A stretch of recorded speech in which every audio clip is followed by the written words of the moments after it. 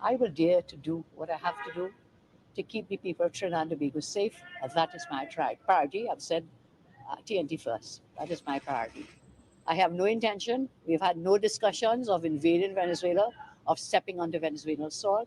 Nothing of the sort is happening. Tensions are heating up between Trinidad and Tobago and its closest neighbor, Venezuela. President Nicolas Maduro has launched an attack on Prime Minister Kamala Persad-Bissessar over her support for a U.S. military presence in the southern Caribbean.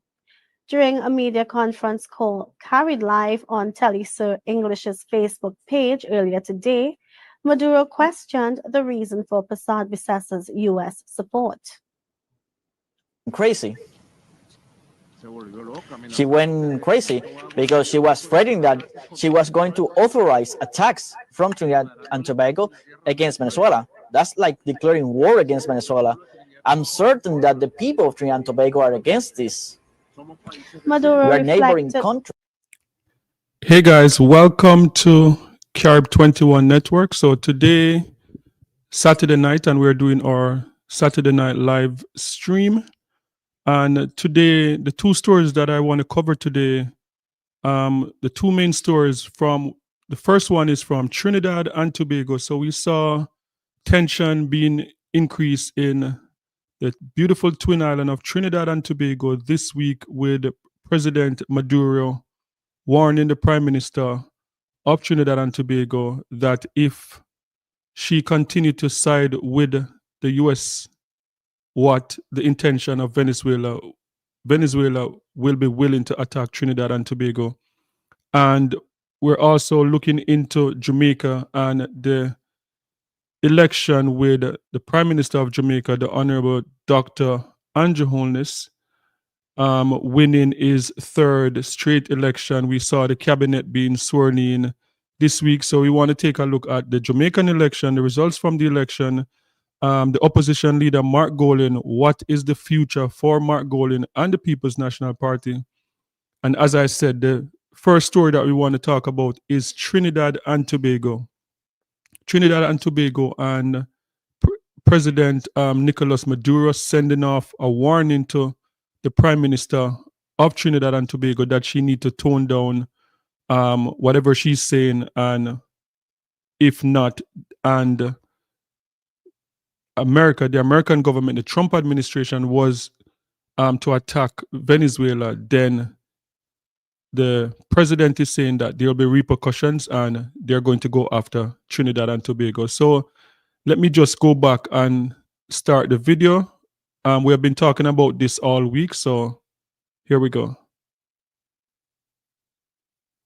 I will dare to do what I have to do to keep the people of Trinidad and Tobago safe. That is my priority. I've said TNT first. That is my priority. I have no intention, we've had no discussions of invading Venezuela, of stepping onto Venezuelan soil. Nothing of the sort is happening. Tensions are heating up between Trinidad and Tobago and its closest neighbor, Venezuela. President Nicolas Maduro has launched an attack on Prime Minister Kamala Persad-Bissessar over her support for a U.S. military presence in the southern Caribbean. During a media conference call carried live on Telesur English's Facebook page earlier today, Maduro questioned the reason for Persad-Bissessar's U.S. support. Crazy. She went crazy because she was threatening that she was going to authorize attacks from Trinidad and Tobago against Venezuela. That's like declaring war against Venezuela. I'm certain that the people of Trinidad and Tobago are against this. Maduro We are neighboring reflected. countries. Maduro reflected on the shared history between Trinidad and Tobago and Venezuela, noting that there was a time when both nations functioned as one community. Its Sucre, Trinidad and Tobago has been a life of cooperation and brotherhood. It's only now when this lady comes in, there has never been a governor of Trinidad and Tobago to threaten a war against Venezuela. Who is behind this? Who is imposing the intrigue? Who's whispering in the ears of this lady? How is she able to declare this? Who is behind all this? Marco Rubio, of course. The death lord and warlord, that's how he's being described. Wherever he goes, there are dead, bombs, dead children, the lord of death and war. Has cautioned that it would retaliate if Trinidad and Tobago's territory were ever used as a base for U.S. military action against them.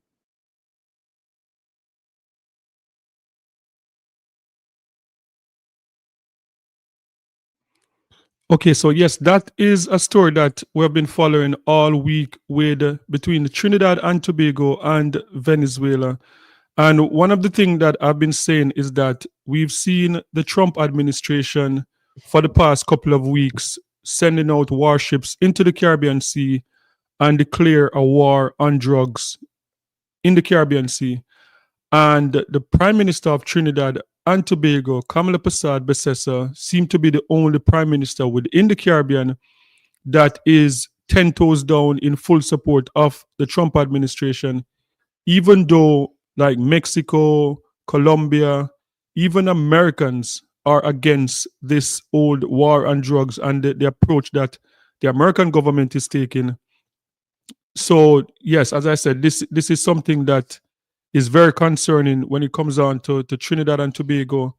And because we have never seen anything like this in our lifetime, where the potential of a real conflict within the Caribbean region, we have seen this week, for the past, 2 weeks, we have seen like 3 boats in the Caribbean Sea that was bombed. 3 boats in the Caribbean Sea. And one of the things that people are saying is that there's no evidence. Like normally the Coast Guard, they would patrol the Caribbean Sea, and over the years they have arrested a lot of people trying to ship drugs from the Caribbean into the US through the Caribbean Sea, and you would see arrests made and you would see them like confiscating drugs and stuff like that. But this new approach that just like bombing boats within the Caribbean without any evidence to show that these were drug vessels and any evidence of drugs on these vessels and arrest of people. So that is what is going on in the Caribbean. And as I said, Trinidad and Tobago, the Prime Minister in Trinidad and Tobago, she seemed to be the only one in the Caribbean that is supporting this so far, while the other leaders in the Caribbean, they are very concerned about the Caribbean being destabilized. And there's just a lot to this story. Like even the cruise ship industry, just imagine going the Caribbean Sea. There's a lot of cruise that goes on throughout the Caribbean Sea. And just imagine being on a ship coming through the Caribbean Sea, going on a vacation to Bahamas, to Bermuda, to Jamaica, Barbados, wherever you're going in the Caribbean, and you are encountered with warships going on your way. So this is what we're dealing with in the Caribbean. And then this week it went to another level when another politician from Trinidad and Tobago came out and made some crazy statement, some statement like I've never heard anything like this before. But let me just play and we'll talk about it. Trinidad is part of the Indian diaspora. Trinidad has more people of East Indian descent in it than any other race. Modi come here to show Trinidad and Tobago that one of the most powerful nations in the world have Trinidad in its hands. And he will nuke Venezuela.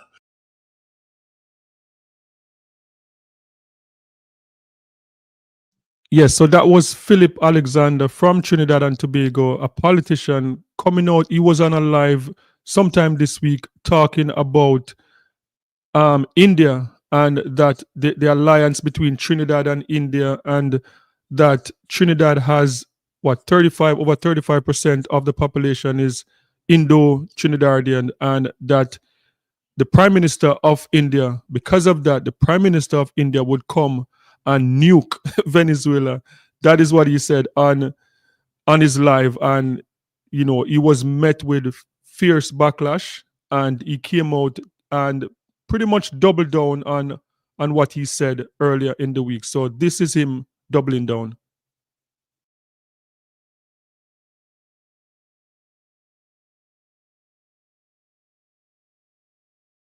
Do you have any information that India has any sort of arrangement with Trinidad and Tobago for that to take place? I have no information on that. We have a Minister of CARICOM and Foreign Affairs, and he would be the best person to talk to. Our Prime Minister is very clear, and our Minister of Foreign Affairs said, CARICOM and Foreign Affairs said, we're not responding well to threats. And we know that that is based on the fact that Trinidad has a lot of friends in the world. All of a sudden, everybody wants to be Trinidad's friend since April 28th. Given it's a sensitive diplomatic topic, if you don't have that information, why would you make such a strong statement like that using the word nuke?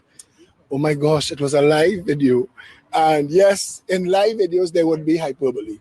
But the reality of the situation is the President of the United States of America didn't just send 3 warships. He sent an Ohio-class submarine sitting somewhere at the bottom of the ocean in the southern Caribbean. Trinidad is protected from all of the bluster and the threats that's coming from Venezuela. That is what I was trying to say. You've been accused of making things worse now. Do you think so? Did Venezuela call my name? Or is Amory Brown preoccupied with me? Because I find people like Amory Brown preoccupied with me, and I don't want that. I don't want his attention. I don't want them talking about me. What I say is on behalf of Philip Edward Alexander. I'm not crossing any lines with them. They should stay in their lane. The PM spoke about staying in your lane. Is that staying in your lane? I think I am going to stay more in my lane after this. Yeah.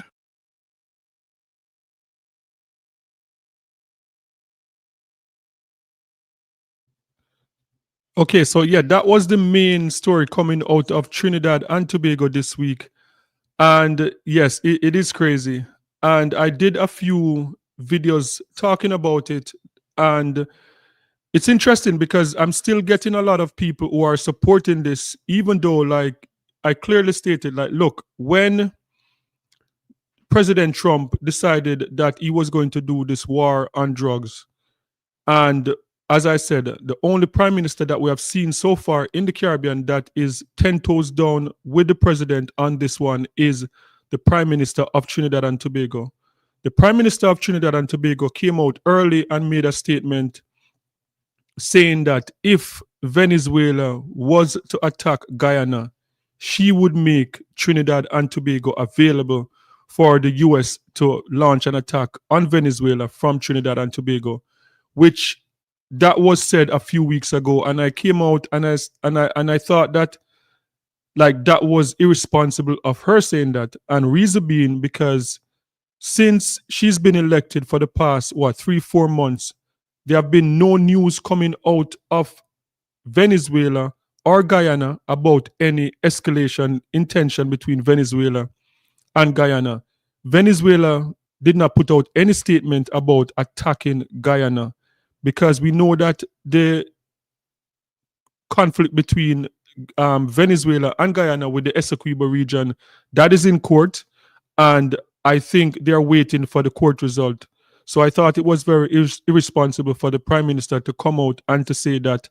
And shortly after she said that, the leaders in Venezuela, they came out and they pretty much called her out on it. And then to follow up that, just earlier this week, coming out with that statement that she has no intention of attacking or invading Venezuela, which to me was very, very, it was almost like a joke, but it wasn't funny. So this is what she said. I will dare to do what I have to do to keep the people of Trinidad and Tobago safe, as that is my priority. I've said TNT first. That is my priority. I have no intention. We've had no discussions of invading Venezuela, of stepping onto Venezuelan soil. Nothing of the sort is happening. Tensions are heating up between Trinidad and Tobago and its closest neighbor, Venezuela. Okay, so that was the prime minister again. And I remember saying, I believe that the prime minister, they need a press secretary or someone, and someone need to get her away from the mic, from in front of the cameras, because since she's been inaugurated, since she's been sworn in as prime minister, she's been saying a lot of stuff, and a lot of the stuff is really, it's really too much. A lot of the stuff is too much, and I believe that she need a press secretary. Someone need to screen whatever she's saying before it comes out, because this is not looking good. Like, I never thought that a time would come when we're talking about the possibility of a conflict between Trinidad and Tobago and Venezuela. And this because just in March, April, we're talking in Trinidad and Tobago, we're talking about the Dragon deal. The Dragon deal between Trinidad and Venezuela. The disagreement and whatever conflict that was going on was between Guyana and Venezuela because of the Essequibo region. Whatever we saw in Trinidad and Tobago and Venezuela were doing very well up until the prime minister got elected.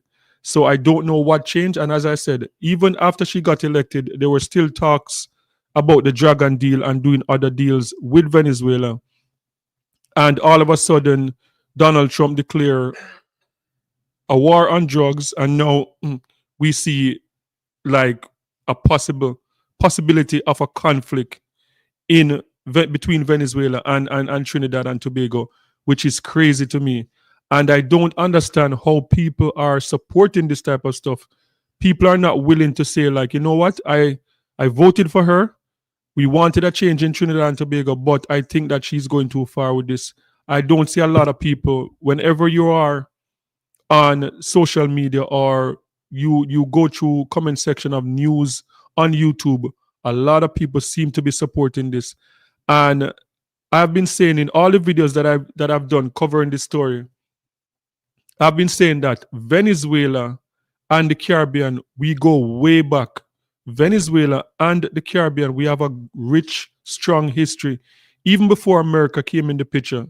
Because America pretty much came in the picture in the early 1900s. I know America had a presence in Haiti, in Cuba from around 1905. So, but before 1905, when we talk about the Haiti becoming the first Black republic and the revolution, Haiti and Venezuela was connected where the revolution is concerned. They have helped other countries within Latin America. In particular, we're talking about Argentina and some other countries to fight for their own independence.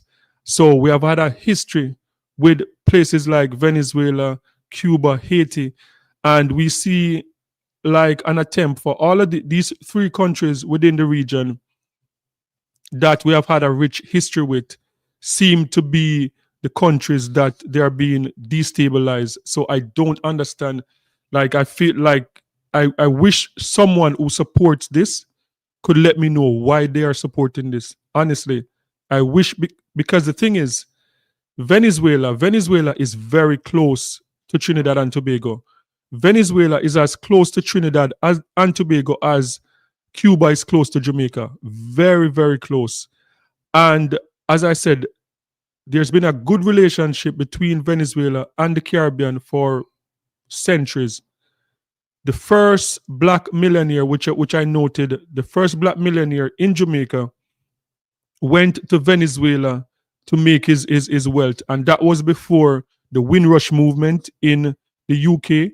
That was before Caribbean nationals were invited to go to America.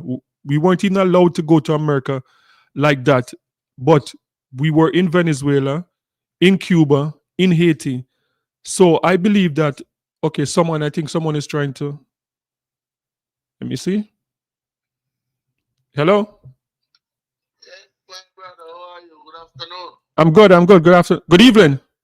Where are you calling from? Yes. Well, in the diaspora.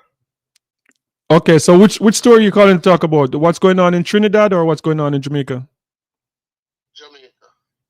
Okay, what do you have to say about Jamaica? What do you think about the result with the election? Well, I must congratulate my Prime Minister on his tremendous work that he's doing. And it is very much clear that Prime Minister Holness will go down in history as the greatest Prime Minister Jamaica has ever seen. Okay. And fast forward, what I am urging Prime Minister Holness to do, because he has created history, Yeah. and there's no two way about it. You could twist it, you could turn it, you could say him a thief, as what the propaganda people are saying. You could have said this, him, that, still not cut it. Yeah. Because he has demonstrated his political will, his political knowledge, his political wisdom, and he has triumphed. Yeah. And he's going to do it again. Yeah. Because as a young man, he has a vision. Yeah, that's true. And one must realize that wholeness is coming from two powerful leaders in Jamaica. Yeah. We might say they have their pitfall, Mm-hmm. because people do have their pitfall, and as their downfall. Yeah. You have yours, I have mine. But don't take away the great ideas that they possess. Yeah. I'm talking about Bruce Golding and Edward Seaga. Yeah. Edward Seaga bring Andrewalness into politics at a young age. Yeah. Mm-hmm. He has managed to grow from a member of parliament into a tough seat. Then here comes Bruce Golding, rescue the Jamaica Labour Party. And people must credit. As I said, everybody has their downfall. Yeah. His downfall was 2010, Manat Phelps and Phillips. Mm-hmm. We can't take that away. But we must also know that if was not Manat Phelps and Phillips, Bruce Golding is a very good leader, and he has good ideas for the country. Yeah. It was just unable to carry it out. And when he was leaving the Jamaica Labour Party, I remember when I was back in Jamaica at the time, he says to his cabinet members, look, none of you, in my words, none of you should assume leadership of the Jamaica Labour Party that is in my age group.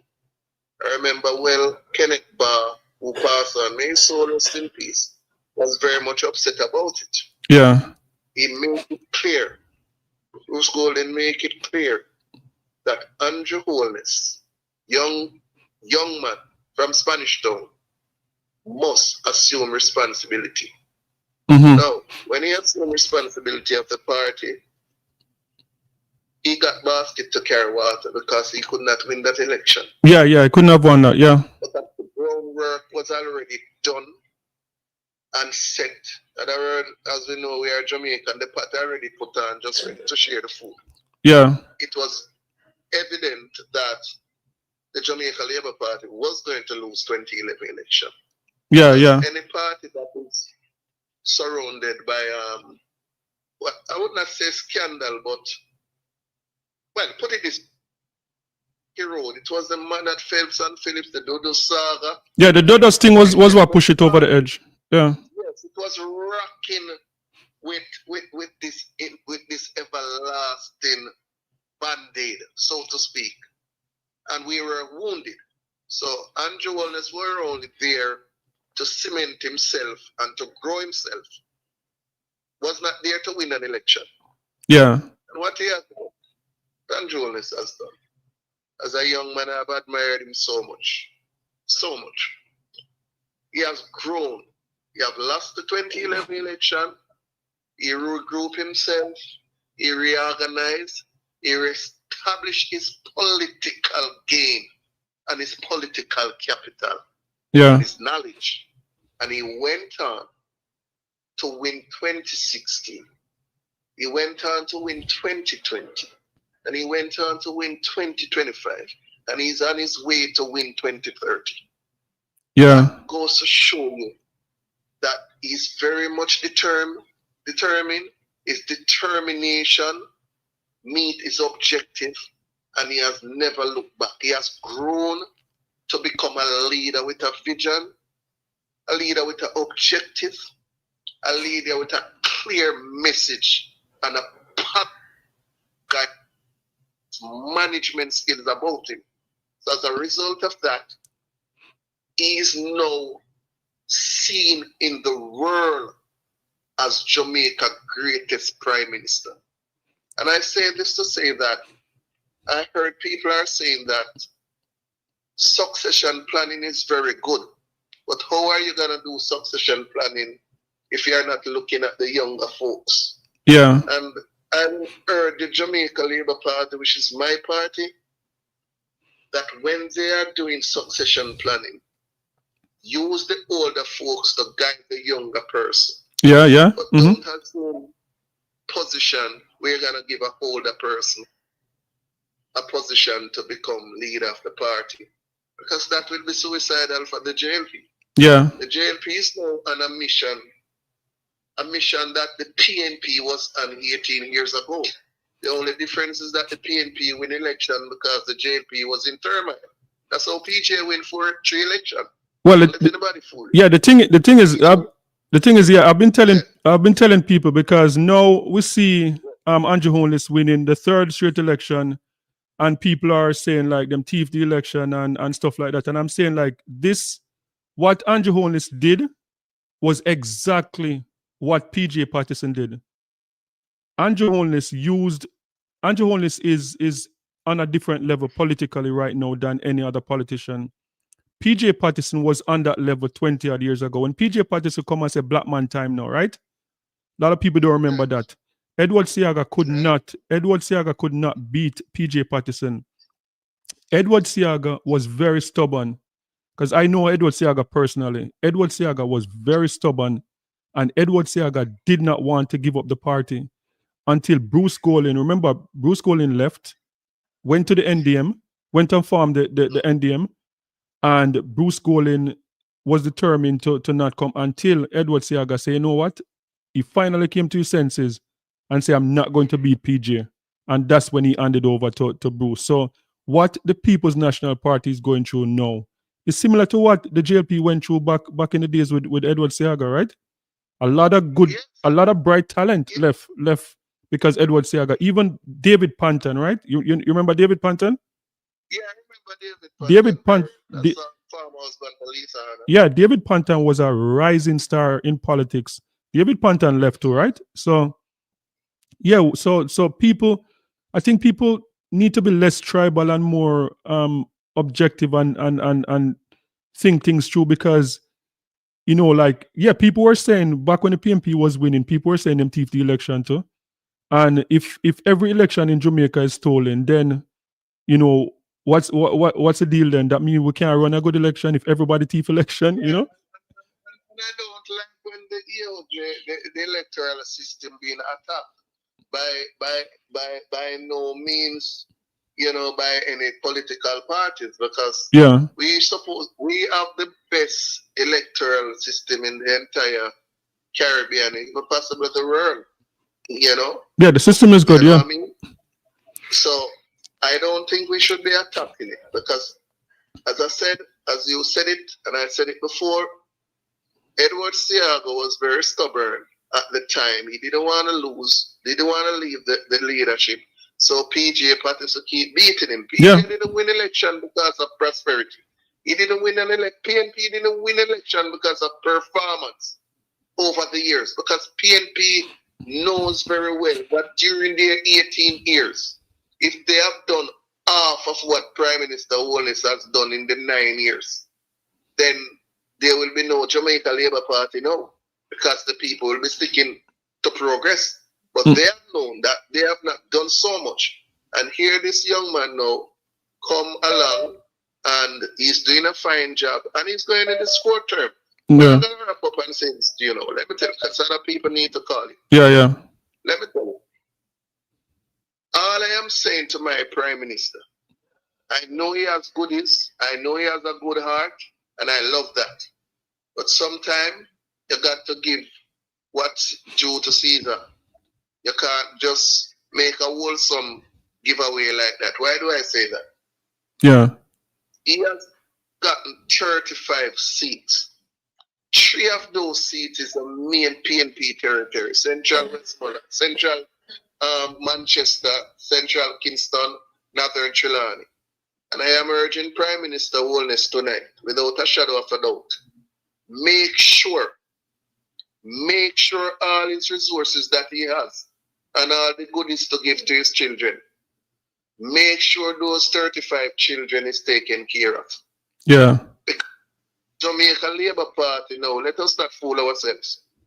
In terms of seat count, the PNP is now more at a greater advantage than us. And I want somebody to challenge me and tell me that. I'm a political wizard. I'm not a stupid person. Yeah. Why do I say that? The PNP only need 3 Mm-hmm. out of your 35 to form government. Yeah. Because the PNP is going to try their best to hold their 28. So you know, Prime Minister Holness, has to make sure you don't lose one of your 35 children. Yeah. Make sure you take care of them. And you make sure you make them become kings and queens. Give them waters in their house. Give them roads. Give them community center. Let them feel good. Let them can eat 2 meals per Sunday on their dinner table. Especially Central Kingston. Why do I say that? Because those people stays with you while Central, Westmoreland, Western, and Eastern run away and leave you. Anything that you're doing, you give them laughs. It's just reality. Mm-hmm. Because even if you give them first, they are not going to vote for you. Because they gave Donovan, Dayton Campbell 1,700 votes. All 3 of them is against you. So don't pay much attention up there and roll out the red carpet for them and say, oh, these constituency I'm doing good. Yes, I want you to do good and you're a man that's doing good. But you have to look about over Hamilton, down at Central Manchester, upper Central Kingston, especially Central Kingston, them the people that will stand up with you in the star. Because if you don't do that, you will not see a 4th term. Because they stays with you. They could have gone back to PNP because they are a PNP baby. They don't vote for JLP and they gave you a 2nd term. So while you are doing that, Prime Minister, I'm urging you, I'm asking you, because I know you listen to every program, look about these 35 children first. Because once you look about them, they are going to give you a 3rd term in office again, in constituency. But if you don't look about them, and let them get frustrated, they're going to go back to PNP. And that's what PNP want, because PNP need them. Yeah. PNP need them. PNP need back Central Kingston. They need back Central Manchester. They need back Northern Trelawney. So don't fool yourself, Prime Minister, and talk about, oh, I'm going to do everything first. Hell, no. If you do that, What? you're not political wise. And Yeah, guess but what? I know you're political wise. yeah, but the Prime Minister have to take care of all Jamaicans though. You can't just take care of some people. I'm not saying, listen what I am saying, Yeah. I am not saying he's not to do it, because he can't do that. What I am saying to you, all the resources that he has, he must take care of the 35 constituency first. But you know what? I think Jamaica, we have enough money right now to take care of everybody, right? So we don't have to select because right now with the debt to GDP ratio at almost 60 right now, Jamaica is in a position better than even Canada and America when it comes down to debt to GDP. So the Prime Minister have a lot of money right now that the Prime Minister can spend and Yes. yeah, so the Prime Minister have a lot of money now where he can spend and develop whether water, whether roads, and I think it's a better thing to just take care of everybody, because if you're very selective, that is going to backfire. No, and I'm gonna tell you why. Listen to me, good. Yeah. And you see, the thing about us, we have to learn. Let me tell you something, my friend. Because I listen to your program and you're a very intelligent man. Yeah. Honestly, I listen to your program, very intelligent person.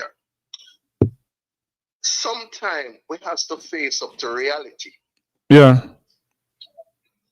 Central Westmoreland people don't want good. They don't. They, as what they call a Jamaica Labour Party MP, they vote them out. They voted them out and voted in the PNP. Yeah, but people have a right to vote to them or for vote for. Yes, but what I'm saying, the vote out performance and take promises. What sense it up for you to say, okay, you have, let's say you have water now, and you have 3 people. You have Central Kingston and Northern Trelawny and Central Westmoreland. Who you gonna give first? You can't give Central Westmoreland first because they are telling you, we don't like what you're doing. We don't want you. Dayton Campbell, we say, they listen to PJ Patterson and voted out the JLP. So while the JLP is there, I urge the Prime Minister look after the 35 constituency first, then after them set them the people and eat them nice food and go at them school and the sports center and the this and the that and everything work to create for them. Then you can go up a Central Westmoreland and give them where them forget where your duty as a government. Okay. If you, the reality is, if they don't vote for you, you're not gonna lose a nicely. You're still gonna win election because in fact we don't even need Westmoreland to win an election. Because we win election and they need to vote for us. You see, I look at life from a realistic point of view, and not a personal point of view, or what, because I don't go by what people thinking, I go by what I know. But me still believe say you have to try and take, because the thing is when you're incumbent government, then like if the JLP lose and the PMP take the same strategy, then it's gonna be unbalanced and unfair for everybody, right? So I believe I believe that the constituency fund that is there now, with each MP get equal amount of fund to do their work in there. I think that is amazing, right? So one now forget more than the other, right? That's true, but what Miss Stiller said, the point that I'm driving home, brother, Yeah. you are saying what you are saying, but I am saying to you, Westmoreland and Hanover JLP, they voted against the JLP. Yeah, no, but you're talking as a labor right now. What if the PMP was supposed to do the same strategy? So yeah, no, but what if the PMP was supposed to use the same strategy? Then some people that get disenfranchised say, no, I'm gonna leave it there, right? Because you said something. I'm gonna say this. Yeah, I'm gonna yeah. Look out for the people before they look out for JLP. Only the Jamaica Labour Party government doing this goddamn crap. Okay. Talking about I am fixing up everybody one time, and at the same time they are not accepting it. And I think it's now my Prime Minister. You need to listen to what I'm saying.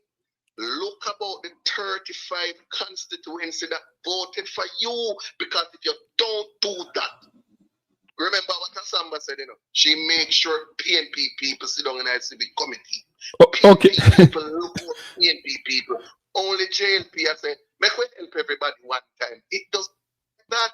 And this is what I am saying. I am not saying the Prime Minister must not look about the whole constituency, because he can't do that. But I am saying there's a line, and who come first is the children. Them will behave themselves, and them will get dinner first. The one when misbehave, you get last. Okay, I have to leave it. I have to leave it there, so people are calling. All right. Thanks, Colin. Yeah. All right. Cool. Yeah.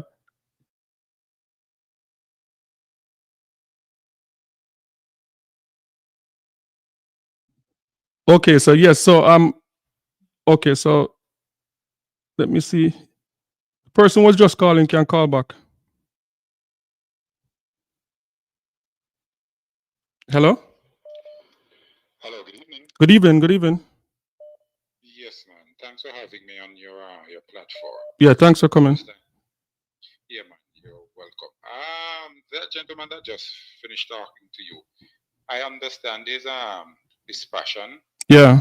And the way he's talking, but you must remember that you cannot run a country like that. Yeah. No, it don't make sense. Yeah, it would be too divisive. And a leader, his party is supposed to be uniting the people. Because what if, for example, the plan that they have to put a airport in Westmoreland, so because the people of Westmoreland didn't vote for the JLP, they should not go ahead and put that airport in Westmoreland. Yeah. You got to look what will be for what is in the best interest of the country. Yeah. Because the thing is that the government needs revenue, and revenues are generated when there are investment coming to the country. Yeah. So you can't run a country like that. I understand the point he's making, and and another thing too. What if the people of Westmoreland decided, okay, so we won't pay our taxes until the Prime Minister do something in our constituency? What do you think will happen? A lot of things. So you say you can't govern a country like that. And the thing is that one of the Prime Minister, what I can admire about him, that he has grown. Yeah, definitely. In the position, yes, in the position that he is in. And if you notice, one of the things that I think the opposition is doing is that they're probably taking is the way he governs as a weakness, but it's not a weakness. It's a strength, because that's what humility is. Humility is having power under control. Yeah. So, and another thing too, the caller was you make reference to the electoral system that we have in Jamaica. Mm-hmm. It is basically it is at a standard where a lot of the other Caribbean islands and beyond the Caribbean would like to emulate the system that we have. Yeah. And I think the opposition, what they are doing a dishonor to Jamaica and to the people who had bring the electoral process in Jamaica to the standard that it is. Yeah, but what I've said, because since the election and because the night of the election, I came out and I said, look, from growing up in Seaview Gardens in 1980, and you have to be under the bed because bullets fly all over the place, right? To a standard now where we can vote the same day, get the result the same night. Guyana result came out like 4 days after. We knew who won, who was going to be the next government the same night, right? That is an amazing thing.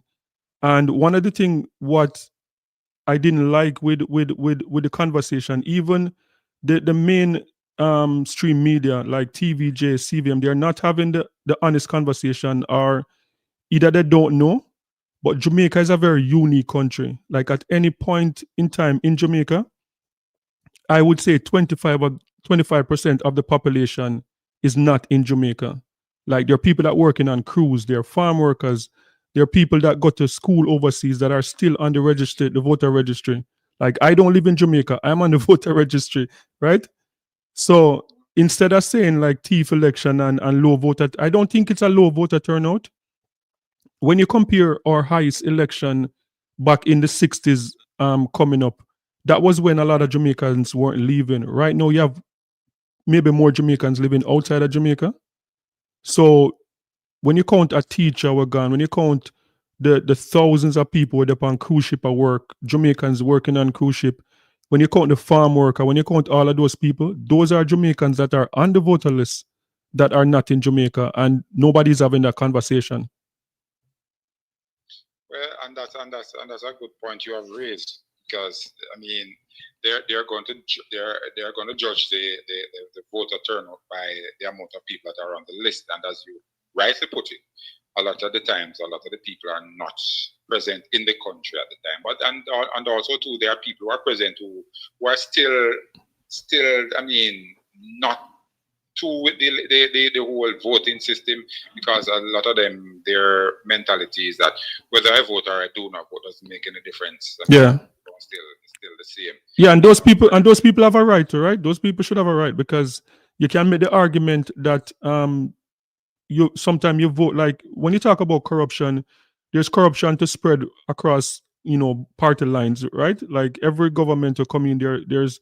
There's the Cuban light bulb scandal. There's FinSac. There's what we see going on now with the Integrity Commission. There's always something. So if like 10% of the population say, what,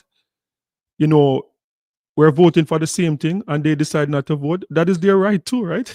So yeah, I mean, yeah, that's one of the things that living in a democracy, Jamaica, right? Where it gives you the choice whether you want to exercise that franchise or you don't want to exercise it. Not many other countries in the world have such a privilege. Yeah. And so that's one of the things I think we should take advantage of that.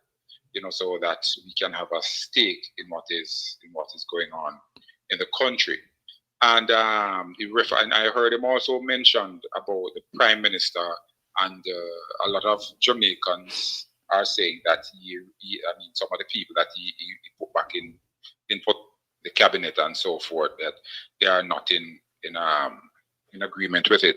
But I look at it from this perspective. Say, for example, the 1998 Reggae Boys, who went to the World Cup in their final match, they won against Japan 2-0, right? Yeah. If they were to go into a game after that World Cup match, would you recommend that they disband that team and start with a new team? No. No. And so what from this is my opinion. What I see is happening is that, remember, the prime minister won the election based on the performance, right? Yeah. And he had a team around him. Remember now, a lot of the members of the team have made it clear that this is going to be their final stint at the crease. Yeah. So the approach that the prime minister is taking, I think it's a more sensible approach, because remember, some of those old ministers had stuff that they were working on. For example, the Minister of Health, Dr. Tufton. I mean, there are some projects that he had started, and they're under construction, that I think he should get the opportunity to see them through. Yeah. Understand? And in the meantime, having some junior ministers under him, so that at the end of the day, or whenever which of them whether make that final bow, then that person will just step up and fill the role. Because that's what continuity is. A lot of people think that continuity mean, in some cases you may have to bring new people in. Yeah. You can't just discard all of the old people and just bring a new set of people in. It's basically you're basically starting over. So you don't do that. You do it gradually, where you phase people out. It's a relay. Yeah, so as they pass the baton on and move on. And I think we need to give the prime minister credit, because he's not as simple as we think he is. Yeah, and what people need to understand, the real work happens behind the scene, right? Like Christopher Tufton knows nothing about medicine or medical, anything to do with that. So when you have your advisors and you have like shadow minister, people who actually know, and you have like a team, when you have a board meeting, he's just like delegating, right? So a lot of the real work goes on with people that we're not seeing the face, but these people are the ones that giving advice and making sure things happen. Because most, apart from maybe education, like most of the ministry, you don't have to have experience in those ministry to head them, right? So yeah, so the people behind the scene, like even the tourism ministry, like I found out the other day how much people behind the scene working to make the tourism minister look good, right? And that's what politics is all about. So yeah. Yeah, and again too, the leadership of those ministries, it plays a significant role, Yeah. Because if you have a good leader, then a good leader will motivate his team, and everybody will look good at the end. Yeah, and you just have to know for delegate and responsibilities, and you're good. Yeah, so yeah, man. So yeah, I'm gonna leave it here and see if anybody else want to call in. All right, thanks for calling. No problem, man. You're most welcome. All right. Okay, so yes, we're talking about Jamaica, the election, after the election today, and we're also talking about, what is going on in Trinidad and Tobago. So taking calls.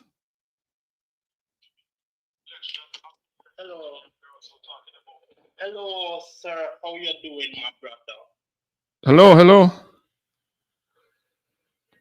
What do you want to talk about?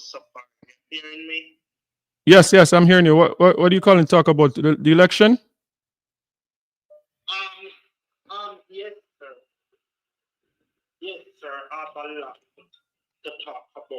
But you have to make it quick, because a lot of people trying to call you, and the call's kind of taking long. So make it quick. Yes. Before I talk about my subject, what's your name, sir? No, you have to talk about your subject. Go straight to it. All right. No problem. So,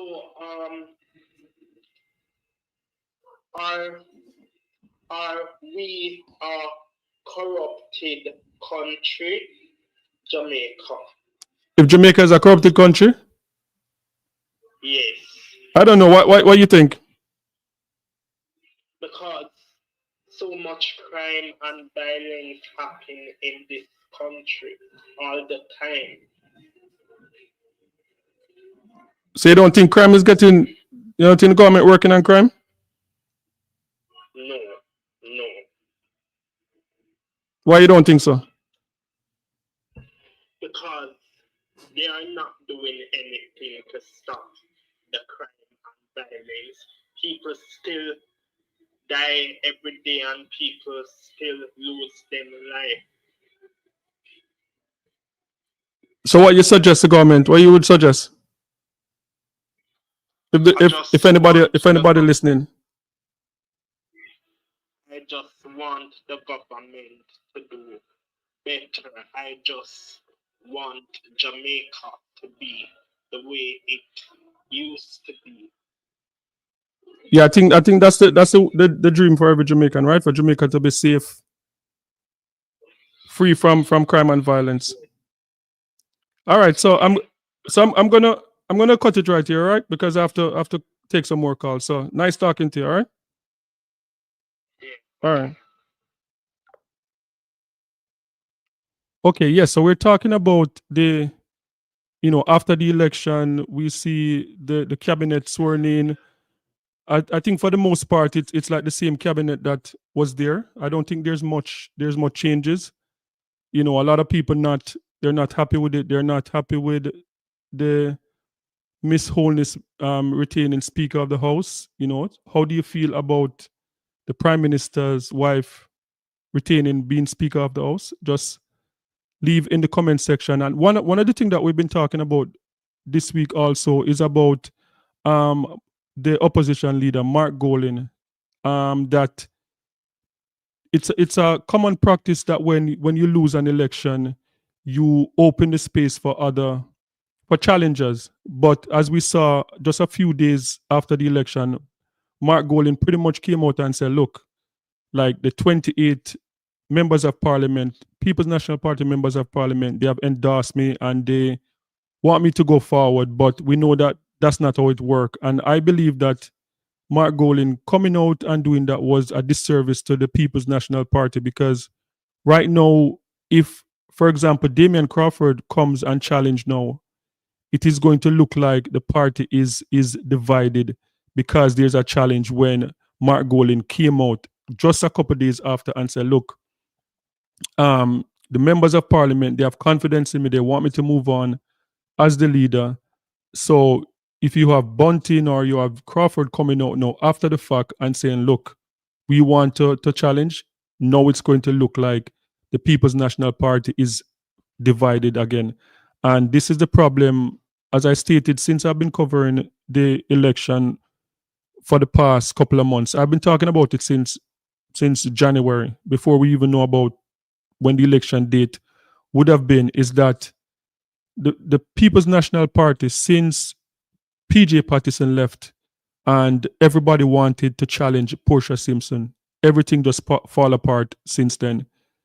And we can't see, they're putting on a face as if the party is united under Mark Golin, but I don't think it is as united as people are saying.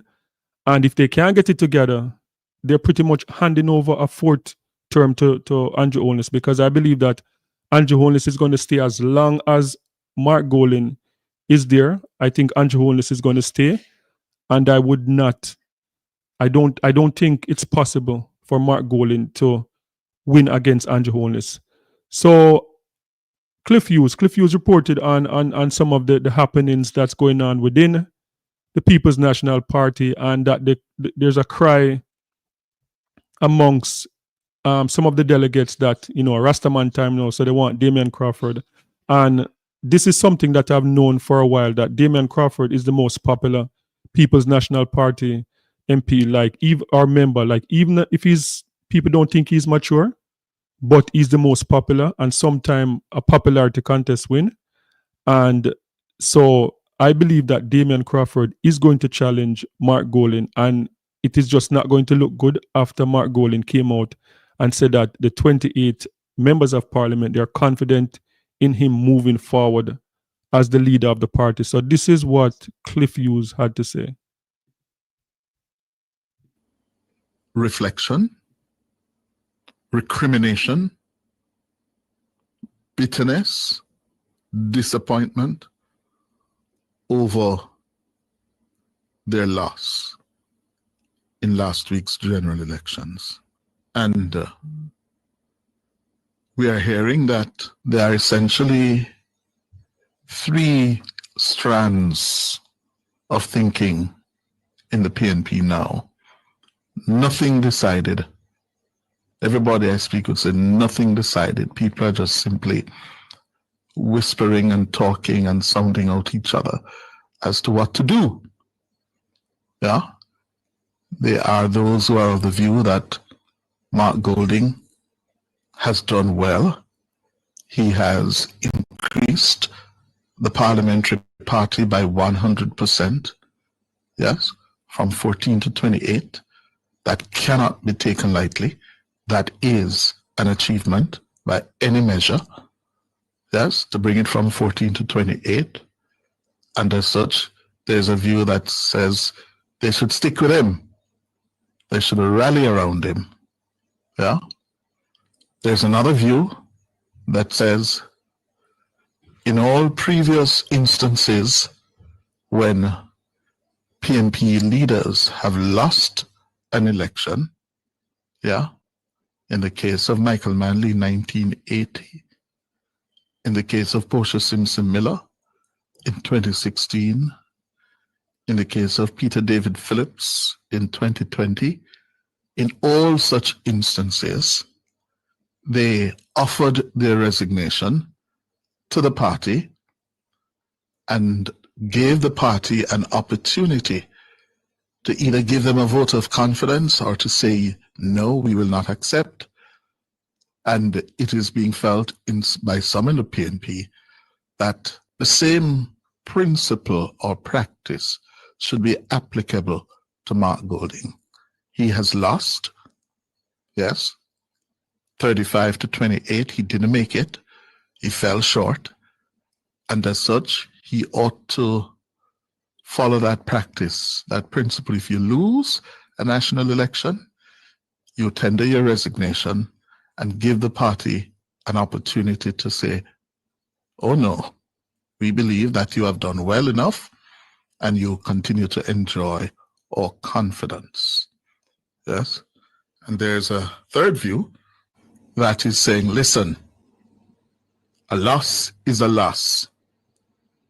These were the same people as in Mark Golding, Peter Bunting, Dayton Campbell, Angela Brown Burke, who now constitute the leadership of the PNP, who said, listen, Peter Phillips wasn't going to cut it. He never cut it, and therefore he had to go. Yeah, even before Peter went back to the polls, they challenged him. And now, same knife for stick sheep, stick goat. Same medicine that was administered to Phillips in 2020 must be administered to Mark Golding. So I gather there is this debate. Yeah, so Kick Rock, I believe that Damian Crawford would be the best person to lead the party right now. I know a lot of people don't really believe in him, and I know I can see the immaturity, but when you look at Andrew Holness, 2011, a very young, immature Andrew Holness compared to the Andrew Holness that you see today. That this is a different Andrew Holness, and I believe that because with politics, you don't when you take up the leader prime minister, it doesn't necessarily mean like you control things. Like there are people in the background that you have to listen to, that you have to take advice from.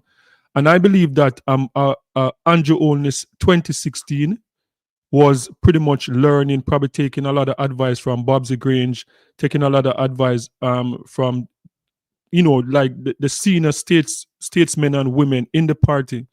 And right now, Andrew party right now. He's matured and he know what he's doing now. So a theme party now. Like I believe that in 2025, Andrew Holness is calling the shots now, but I don't think that was the same in 2011 and 2016. And that is what I think can happen to Damian Crawford also, because the reality is that Damian Crawford is popular. Damian Crawford probably go on a lot of antiques or whatever, but I don't think you can take away his passion for education, his passion for young people. You can see that. Whether you like him or not, you can see that he's very passionate about education. You can see he's passionate about young people. And the thing that Damian Crawford have over Mark Golding is that the same way I believe that Andrew Holness, people see themselves in Andrew Holness. Andrew Holness is not like someone that came from, a gold spoon in her mouth, came from generational wealth, went to one of the traditional high school, St. Catherine High, not one of them big traditional high school where a lot of the former leaders come from.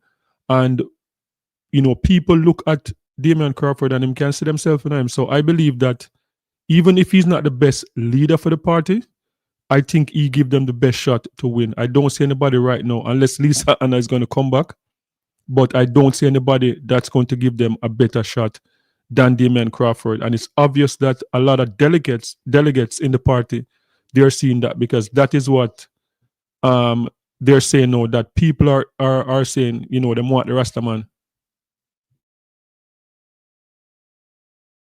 Simmering in the party. And people are taking positions. People are taking positions. I can tell you that the word on the ground is that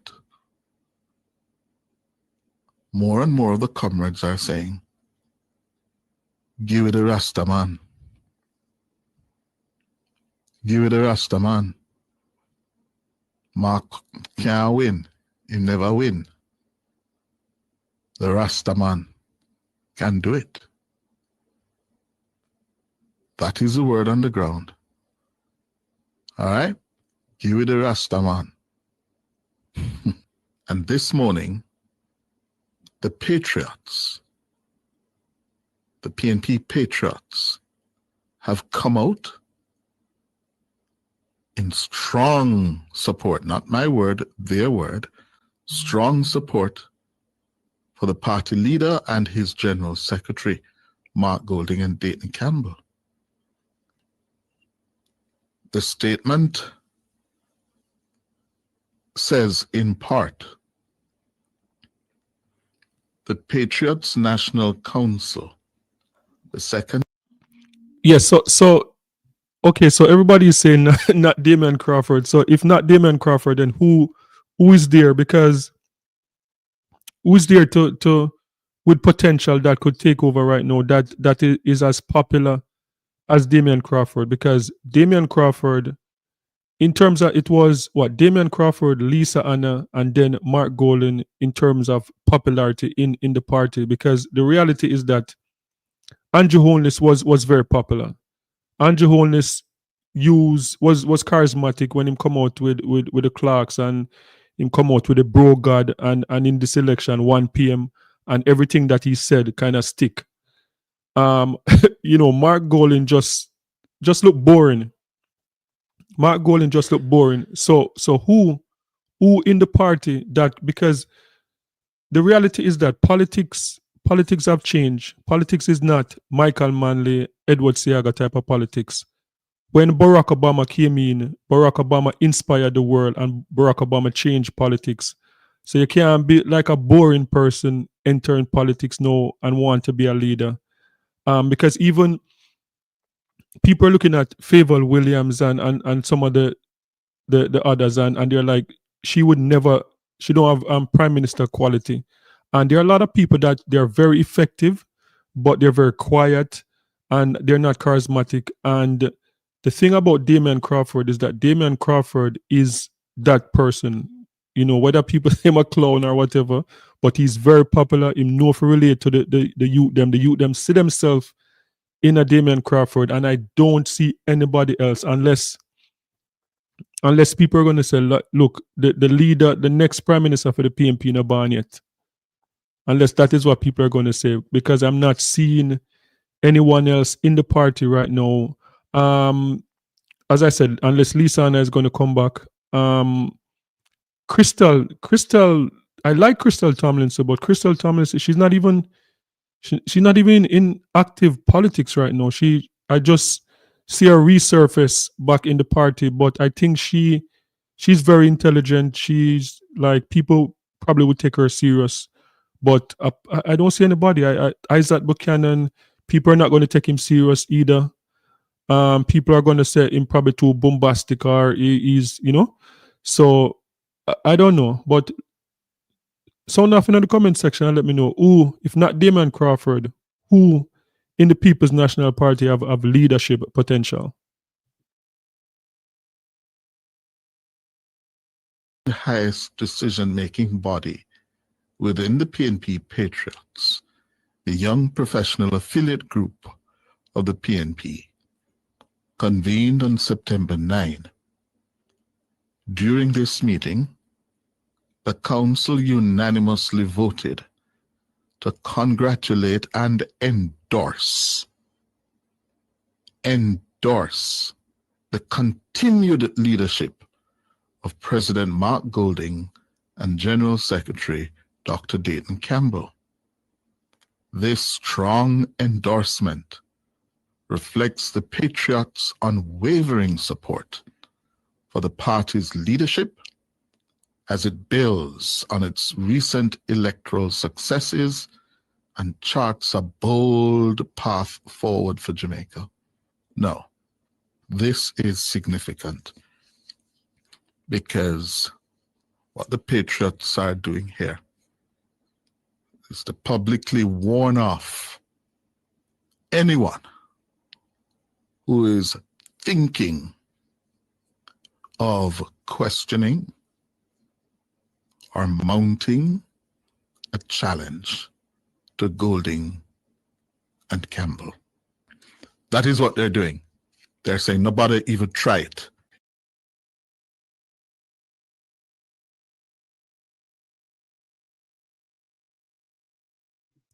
Okay, so that is what's going on with the People's National Party. I don't know when they're going to get it together, but it just seems like at the moment they're not able to get it together.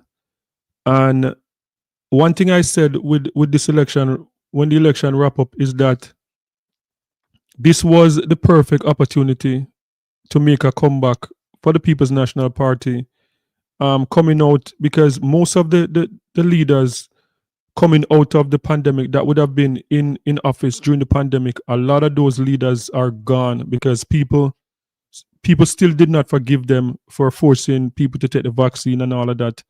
So for the Prime Minister, Andrew Holness, to go through the pandemic, where people were upset with him about the vaccine, taking vaccine and all of that, and shutting down the country, and the whole thing with the entertainment industry where people got locked up for going to dance, the Integrity Commission and all of that, for him to overcome all of that and to win, I don't see the People's National Party having a chance like the chance that they had to win this election. They're not going to have a chance like that again, because I think he's going to be even more popular the 5 years from now, and they're not going to have a chance to beat him again. So I don't know. And everybody is saying that, someone said Crystal Thomas, she's fake. I don't know Cousins that much, so that means a lot of people not going to vote for him because he's not popular. But yeah, I don't see anyone, and that is sad, because when you look on the GLP, like, I can point out quite a few people on the GLP side. I like Kamina Johnson Smith also. Like, I think she seemed like a genuine person. Green seemed like he has a lot of potential to what's his name? Matthew Samuda. Yeah, Matthew Samuda is on the radar now based on his performance at the debate and just how he carry himself. So that is like what, 3-4 potential leaders for the Jamaica Labour Party, but nobody can point out someone for the People's National Party. But that is sad. Hopefully, eventually they can get it together. So, yeah, I think I'm going to wrap it up here. What we're trying to do, we're trying to have a live conversation every Saturday night where we open the lines, so you can save the number 876-252-0885, and whatever the hot topic is of the week, we'll be discussing it on Saturday night from 8 o'clock to around 9 o'clock. So that is it. I'm going to leave it right here. And if you have not subscribed yet, please hit the subscription button. So when we come on Saturday Night Live, then you will get notified. And, can save the number in the WhatsApp number in your phone. It make it easier to call, and we can continue having these discussions. So guys, thank you for coming out. Thank you for supporting. And don't forget to like up the video, subscribe, and share. And I'm going to leave it here for now. So good night, and thanks for coming again.